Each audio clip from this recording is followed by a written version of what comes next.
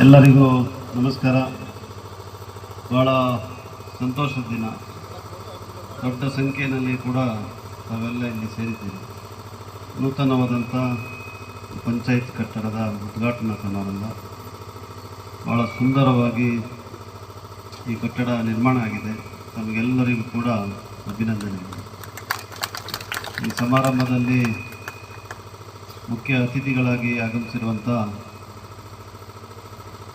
ವಿಧಾನ ಪರಿಷತ್ತಿನ ಸದಸ್ಯರು, ಹಿರಿಯರಾದಂಥ ಸುಜಾ ಕುಶಾಲಪ್ಪನವರೇ, ಪಂಚಾಯಿತಿಯ ಅಧ್ಯಕ್ಷರಾದಂಥ ಕುಶಾಲಪ್ಪನವರೇ,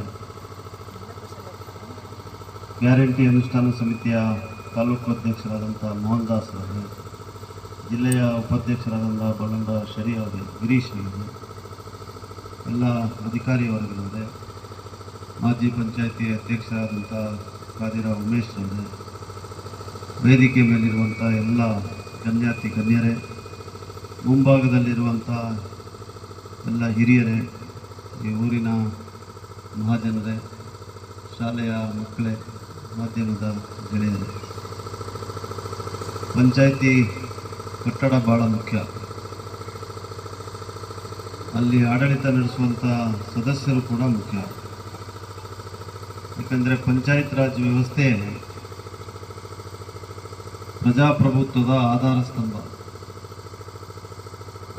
1992ರಲ್ಲಿ PV ನರಸಿಂಹರಾವ್ ಅವರ ಸರ್ಕಾರ ಇದ್ದ ಸಂದರ್ಭ 73ನೇ ತಿದ್ದುಪಡಿಯನ್ನು ತಂದು ಪಂಚಾಯಿತಿಗಳನ್ನು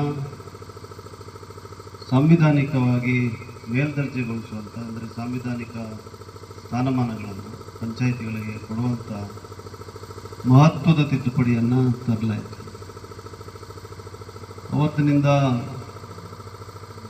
ಸರ್ಕಾರಗಳು ಪಂಚಾಯಿತಿಗೆ ಆದ್ಯತೆಯನ್ನು ಕೊಡಬೇಕು, ಪಂಚಾಯಿತಿಯಲ್ಲಿ ಎಲ್ಲ ಮೂಲಭೂತ ಸೌಕರ್ಯಗಳಿರಬೇಕು. ಗ್ರಾಮ ಸ್ವರಾಜ್ಯನ ಕಲ್ಪನೆ ಏನಿದೆ ಮಹಾತ್ಮ ಗಾಂಧಿ ಅವರು